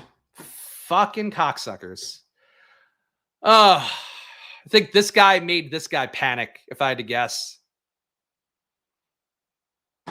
Man. Geno Lockett correlation is so fucking flimsy. But it's okay. 3-hole. Oh no, poor 3-hole. Poor 3-hole. Maybe he'll at some point learn a lesson to not come in draft rooms every single day. Draft stream rooms, rather. But probably not. Probably not. Thank you. Jordan comes in when I say cork soakers. Yes, they are soaking some corks. Hope you're doing well, Jordan. Miss you, buddy. I'm not on Instagram anymore because they closed my account for stupid reasons. That are not genuine reasons. So I don't know what's going on in your life, Jordan, besides what I see on Twitter, but I do miss you. Jordan was in Ireland. Jordan, of course, one of the producers from Stochastic. So one of my guys, hopefully, I don't know if I'm doing things with them for football season, but hopefully, Jordan, if you want to remind Greg Ehrenberg to pay me some money for football season and do some streams on Sunday, let me know. Can you please tell me the wide receiver 2-3 in Minnesota? Brandon Powell, Jalen Naylor, if Addison gets suspended. But Powell, yeah, it's Powell first and foremost, I would think. Powell will be a good DFS play if Addison gets suspended. Right now, I think Powell's been a draftable 18-rounder for a little bit. I took him in one draft before. But yeah, I think it would be Powell. Powell's a solid player, man. You want real Dontavian Wicks? Brandon Powell's like real Dontavian Wicks. I hope so, Jordan. I hope so. I don't know. Need you and Eric in my life. My pal Jordan Klein and Eric. One of the best times I had before I left LA was those two guys. And my friend Leslie, he used to work with us at Stochastic as well. Good times. And Jordan's beautiful overlooking Marina Del Rey apartment. If you want to go stalk him, that's where you got to go. We got a 1-4-7-1 build here. Sniped on Seattle stuff. Need that second QB, and none of it makes sense for me here. Like, really, none of this functionally makes the most sense. This is tough. Will get a share of Bucky here just to shore me up at RB. And God, do I hope that Baker comes all the way back? Do I just take Baker here again? I really don't want to do that. I am really overthinking this about QB. Motherfucker. This guy really fucked me with that Geno Smith take. I'm going to go Cade Otton here if I clicked it. Okay, I clicked it. Cade Otton for tight end 2. Don't feel good about it. Don't think Baker's going to come all the way back, but it's a correlated bet. If I get sniped on Baker on the way around, which I do think will happen, I will set up another backdoor stack. But Jesus, this is not... that first draft, lesson is always leave on the first draft. You do the second draft, you get a draft stalker in the room, and you get fucking people taking Geno at 157. So that's tough. That is tough. 10 picks ahead of ADP for Geno is pre-cum. 20 pick is premature ejaculation. Fair enough. We always have to find a way to make a crude analogy here on Splash Play, and Dante has done it for me today. Thank you. Good panic pick. Okay. Look, I'll take it. It was either that or like I was thinking, should I just get Derek Carr now and start trying to set up New Orleans stuff late because I do have the Vegas bet, but I don't think it makes sense to take Derek Carr in the 160s. So we'll get a bailout. What that bailout is, I don't know yet. And frankly, when you really think, here's the cope. Let's strap it for the cope, guys. When you really think about, I'll even zoom in for this one. When you really think about best ball teams, the main thing that you need to think about, you really only need one QB, especially if your QB is going to be an outlier who's going to beat ADP meaningfully in your stack. So for this particular team here, we have Jaden Daniels. What, is Jaden Daniels going to lose a lot of weeks to Geno Smith? No, of course not. Jaden Daniels' bad week is Geno Smith's good week. So we don't even need Geno Smith in this build with our concentrated bet on Seattle. It was a lot more concentrated than the guy who got Geno Smith. So that's how we're going to logic it out here is like, how many times does Jaden Daniels lose to Geno really with the rushing upside alone? What, 1 out of 17? We don't need that. We don't need. Wait, and that's his bye week. That's the only time Geno's going to beat him out. So that's what we're going to go with here. There we go. That is true. QB is the least important part of the stack unless it's Jaden Daniels. But yes, agreed. So my QB exposures tend to be flat. And we will look at my exposures here. My current BBM exposures, I didn't update the banner, which I should do because this always fucks me up when I don't update the banner. This is BBM number 76 for me on the year. Stream draft number 137 for me on the year. So we are cruising towards the record right now for stream drafts, assuming my bankroll holds up. We wait for funding for probably. So stay tuned here. New drafts every Monday to Saturday, 11 a.m., including tomorrow. Be back in the world of drafters. So come draft me tomorrow at 11 a.m. because there we could be in the same drafts and it doesn't really matter as much on drafters because no pods, no playoff pods. Those are the big things on there. And we half Twerv here. Took Drake May, which is pretty obvious from his Jalen Polk to Mario Douglas selecting. So good for him. You got one QB that correlates better than Geno Smith did. More power to him. QB points are replaceable. Adam's preaching to the choir here. Liam won BBM2 with eventually one QB, or essentially one, because did he have Jalen Hurts on that? Is that why? Yeah, QB points, I mean, that's the whole point of it, is that like, QB, that was the thing I said a lot earlier when we were drafting, and then, things I stopped saying because I just get tired of saying them. But like with drafting in general QBs, you just need to draft somebody that could beat Josh Allen in 1 week. Like that's really it. And last year, like I think some of the mistakes I made is like, could Kenny Pickett really beat Josh Allen? Probably not. So why even take the exposure there? Can Jordan Love beat Josh Allen? Maybe a little more fringe, but I did take a lot of Jordan Love. I think those are the questions you ask. Baker Mayfield goes here, so our Tampa Bay stack is not going to pay off in this particular scenario. The Baker drafter has no correlation. The Baker drafter, in fact, has 2 Carolina players, but he took Baker Mayfield over Bryce Young. So that's really smart drafting out of that spot there for Chow Mein. One draft. Why?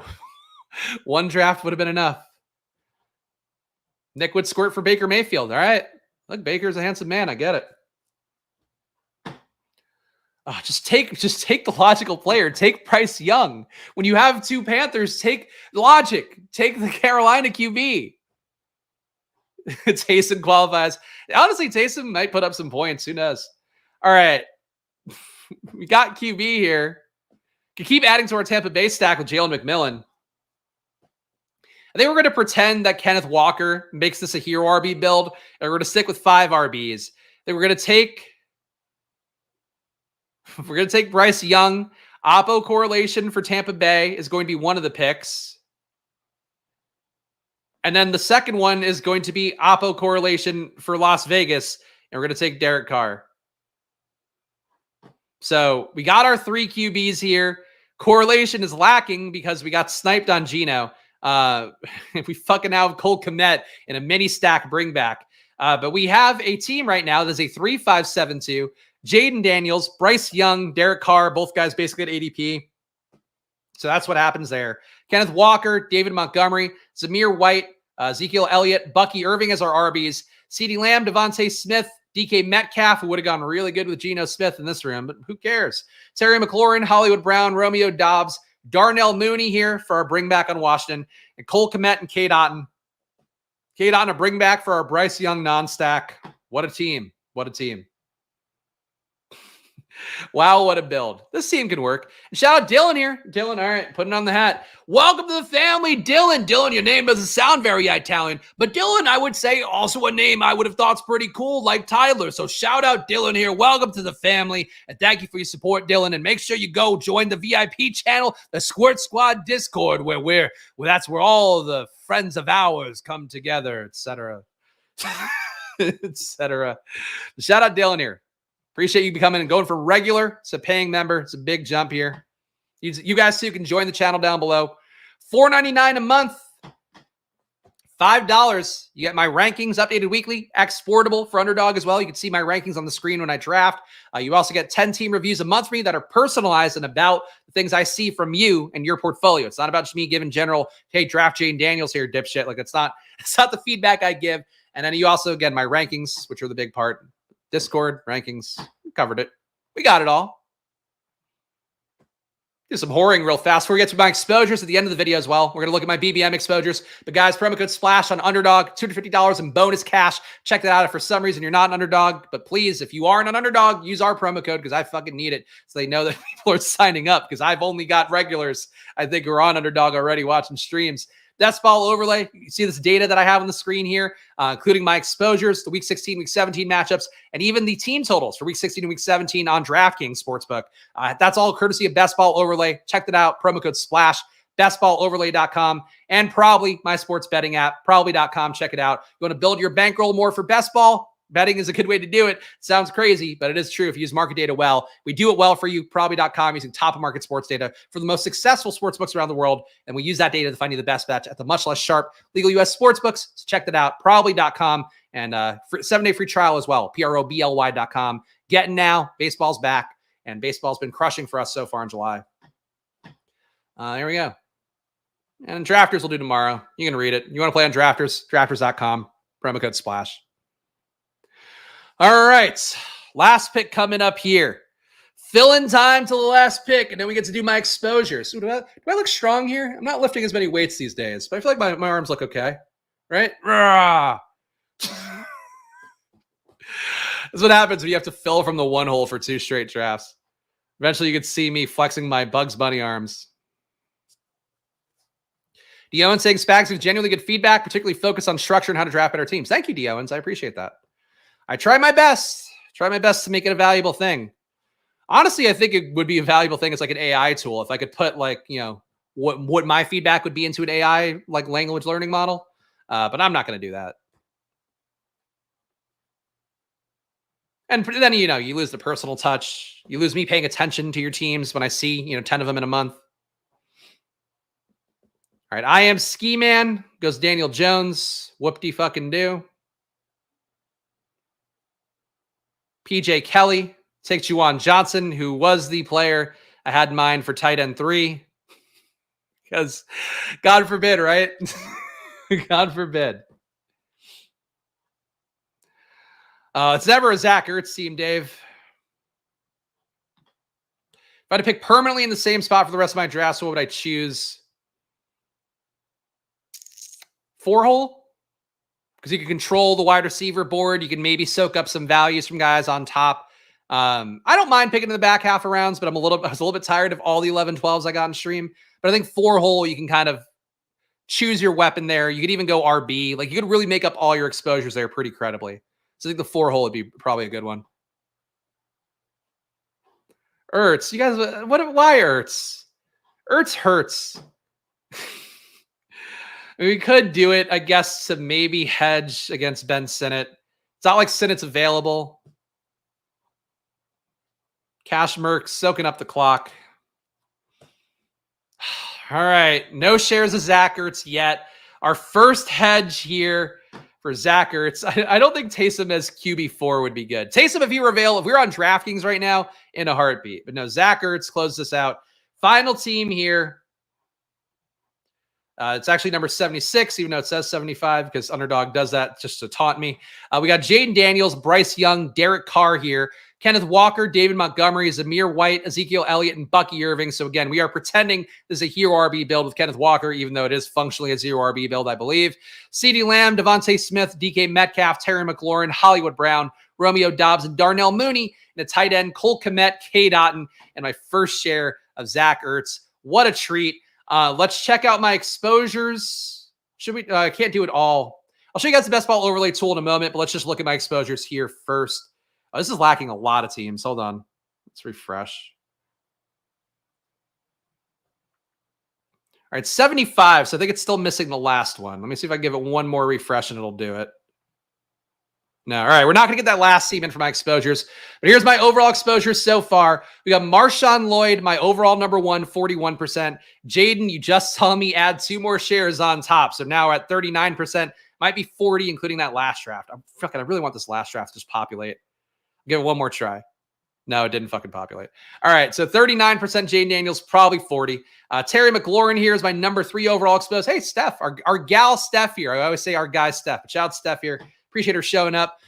Terry McLaurin, Ben Sinnott, Brian Robinson. So the Washington bet is 5 out of my top 6 guys. When I make a bet, I'm making it as hard as I can. And I think in this particular one as well, I want to get the exposures down somewhat, but I do think I've made the bet pretty well here with Jahan Dotson also at 20%. So quarter of my portfolio is going to be Washington. No surprises there. QB, we got Jaden Daniels, Will Levis, Derek Carr, Bo Nix, and Kyler Murray as my top QBs right now. And Kyler is tied with AR. So AR would like to get to 16% ceremonially, if nothing else. But really, besides that, these exposures make sense to me. I try to take Jaden, everybody else, late QBs that I'm adding on to make something up. I like Kyler at his price tag, especially how often I get McBride and MHJ. AR speaks for himself. Jalen Hurts speaks for himself. And Bryce Young, more of a late QB thing. RB, I've got Marshawn Lloyd at 41%. So we're not at 50. That's the positive. Getting that down a little bit. Is that? Oh, did I misdo that here? No, I don't think I have anything misleading. I don't know. Whatever. Well, I'll figure it out, Jake. Don't confuse me more than I'm already confusing myself. But thank you for the heads up. Lloyd, Brian Robinson Jr., David Montgomery, Chase Brown, Bucky Irving are my top 5. And Bucky Irving is tied with Jerome Ford here. So all these bets, you guys, if you watch my streams, you know I hit them a lot. These guys here, the 16% tier, are just, I think, strong bets relative to ADP. But, that's basically it. Not a lot of guys, 16%. And here you see it flattens down as we go. Wide receiver, top 5. Got T. McBee, Terry McLaurin. No, that's Trey McBride. T. McL, Terry McLaurin, 33%. Him, Luke McCaffrey, 25%. He's just too cheap for a guaranteed slot role. He's working out with Jaden every morning at 5:30 a.m. That does matter.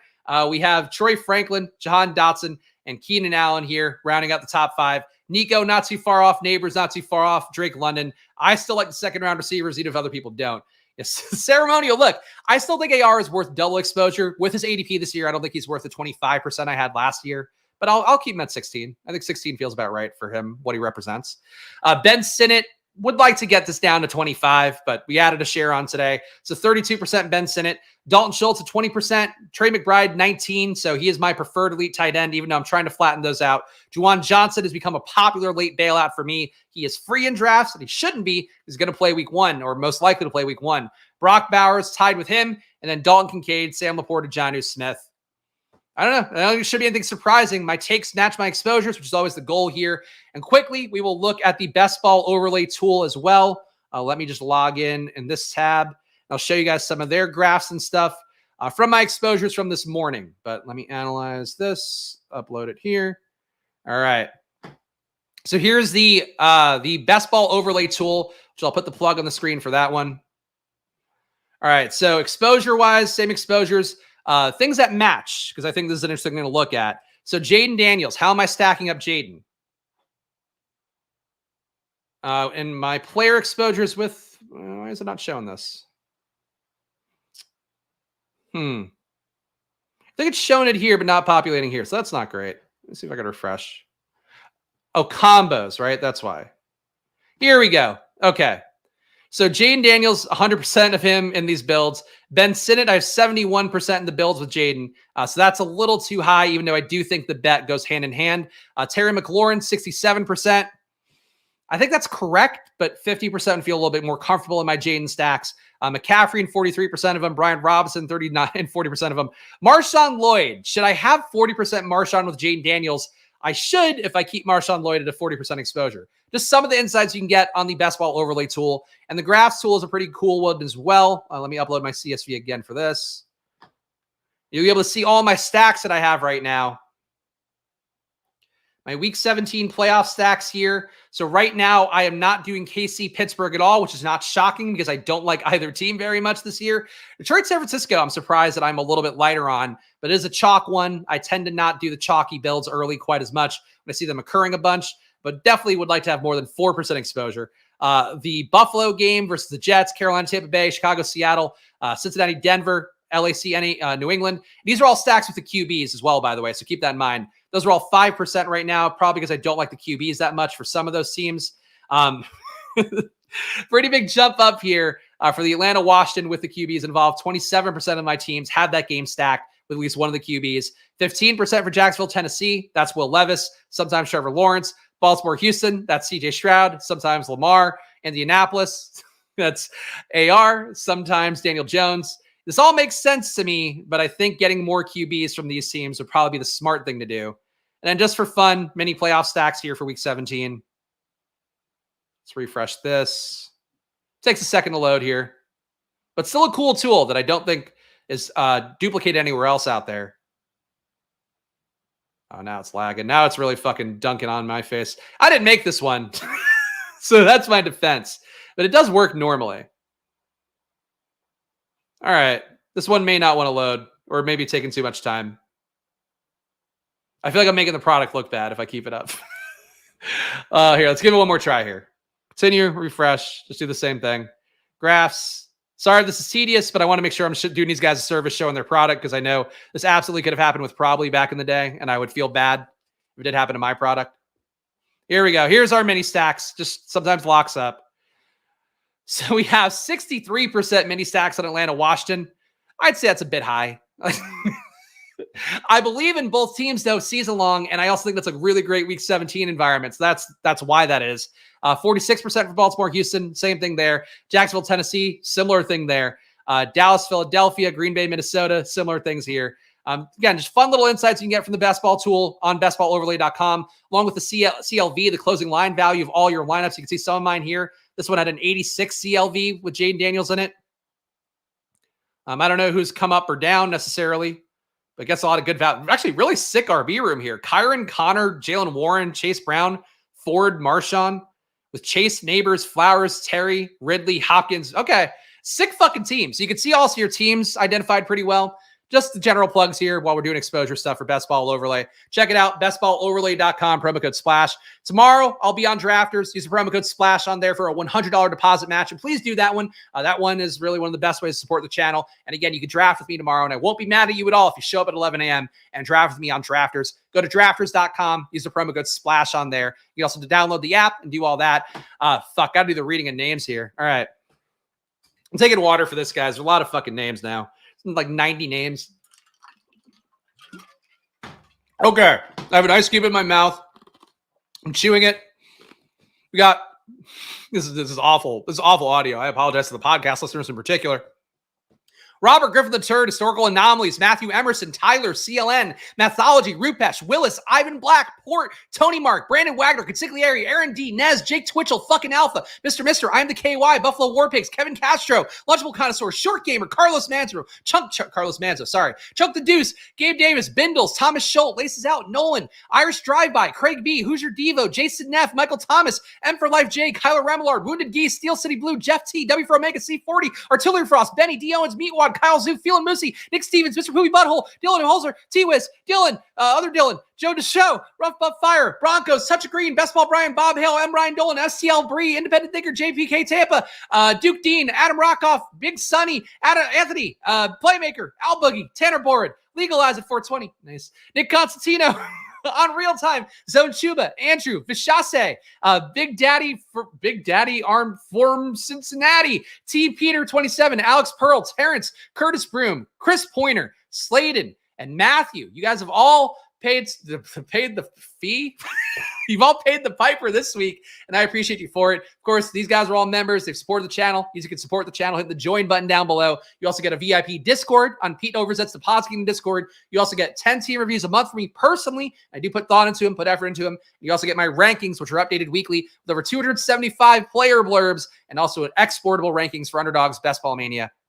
So please hit the join button down below. And I'll be back on Monday with more, guys. So I hope the regular subscribers feel serviced here. Gamble responsibly in the meantime. And I'll see you guys. And here's Daffy Duck. Why not? I'll see you guys on tomorrow for more. So enjoy your days. If I don't see you tomorrow, enjoy your weekends. And of course, good luck. Bye-bye.